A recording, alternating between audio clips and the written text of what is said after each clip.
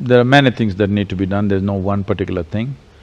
But entrepreneurship is something that needs a certain psychological ecology of its own. You will see those youth who come from business families so effortlessly create businesses. Those who don't come from that ecosystem, they struggle and they can't figure it out. It's not lack of intelligence, it is lack of experience and exposure. So I would say one of the things is the youth who are willing to, wanting to do something, I'm sure there are many of them, if some kind of selection can be made and they're exposed to enterprises in similar conditions. Let's say in rural India, how people… any number of enterprise. India is a land of enterprise because till 2000, only 3% of Indians were employed, 97% were self-employed. So whether he may be selling 5 kilograms of vegetable or fruit or maybe a very large billion-dollar business, it doesn't matter. Even he understands how to do business, where he has to position himself, what he has to say, what he should not say. These are simple things, but till you're in it, you don't learn. So, learning this experience, not necessarily from the public, but there are institutes and institutions in India which can teach entrepreneurship. We ourselves in Isha are starting a leadership academy in Bangalore city, where youth from these countries can come and get exposed to variety of enterprise.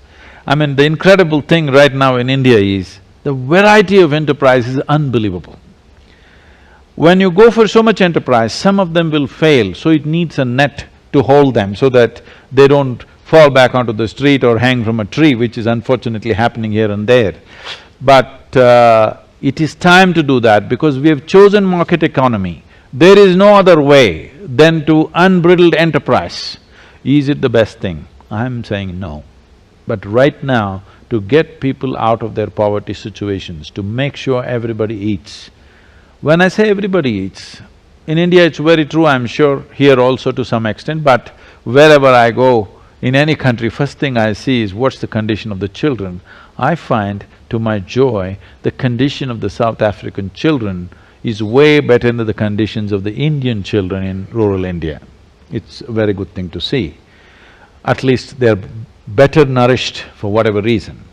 In India, this is true that a child has to go to school and spend 8 hours there, but he's not eaten what he needs to eat to stay alert for these 8 hours and grasp whatever he's supposed to grasp. A farmer goes to his field and he's not eaten what he should eat to do that hard task of, farming. Or a pregnant woman has not eaten what she should eat to produce a lively, healthy child. These are terrible things. But these terrible things are happening because populations are large and we are not able to create a social net. So this is why this corporate social responsibility was brought in, but people find ways to use this money in so many different ways, that's another matter. But social net has to happen. But the danger of social nets is always about destroying the work culture and breeding lethargy. This is something the administrators have to carefully…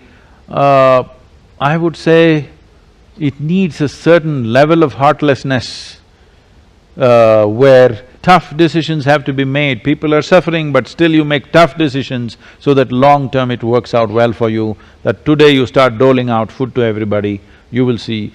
If you want to destroy a nation, you don't have to bomb it, you just destroy its work culture, it's finished.